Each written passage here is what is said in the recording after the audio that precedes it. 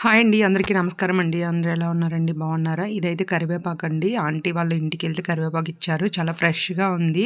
మీకు కూడా ఆంటీ వాళ్ళ ఇంటికెళ్ళి కరివేపాకు అయితే తీసుకొచ్చానండి. మొక్కకి కరివేపాకు చాలా ఎక్కువ వచ్చిందనమాట. ఈసారి ఎప్పుడైనా వెళ్ళినప్పుడు వీడియో తీస్తాను. చాలా ఫ్రెష్‌గా ఉంది కదా అని కోసుకొచ్చాననమాట. ఆంటీ ఇచ్చారు. ఇంకా గులాబీ పూలు కూడా ఇచ్చారండి. చాలా బాగుంటాయి. చెట్టు నిండా పూలు పోస్తాయన్నమాట. వాళ్ళ చెట్టు చాలా సంవత్సరాల నుంచి ఉంది. ఇప్పుడు దగ్గర దగ్గర 20 ఇయర్స్ నుంచి ఉందన్నమాట. 18 ఇయర్స్ నుంచి అయితే నేను చూస్తున్నాను. అంతకు ముందు నుంచి ఉంది. కాకపోతే చాలా పెద్ద చెట్టు, ఈ పువ్వులు అయితే చాలా ఎక్కువ వస్తాయి అనమాట. వాళ్ళ గులాబీ చెట్టు అయితే. ఇంకా కరివేపాకు చూసారా ఎంత ఫ్రెష్‌గా ఉందో. ఇలా చూస్తే కనుక నేనైతే పొడి చేసేస్తాను. నాకు ఇష్టం అనమాట పొడి.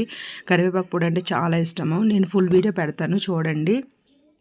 చూసారు కదండి గులాబీలు ఎంత బాగున్నాయో, ఎంత అందంగా ఉన్నాయో. అలాగే కరివేపాకు కూడా చాలా ఫ్రెష్‌గా ఉంది కదా. ఈ వీడియో నచ్చితే లైక్ చేస్తారని అనుకుంటున్నాను. ఇంకా సబ్స్క్రైబ్ కూడా చేయండి. సపోర్ట్ చేస్తారనుకుంటున్నాను. చూడండి కరివేపాకు పుట్నాల పొడి అయితే రెడీ అయిపోయింది. వెల్లుల్లి వేసుకోవడం వల్ల చాలా టేస్టీగా ఉంటుంది. ఇది ఫుల్ వీడియో పెడతాను చూడండి. ఇది కరివేపాకు పుట్నాల పొడి అనమాట.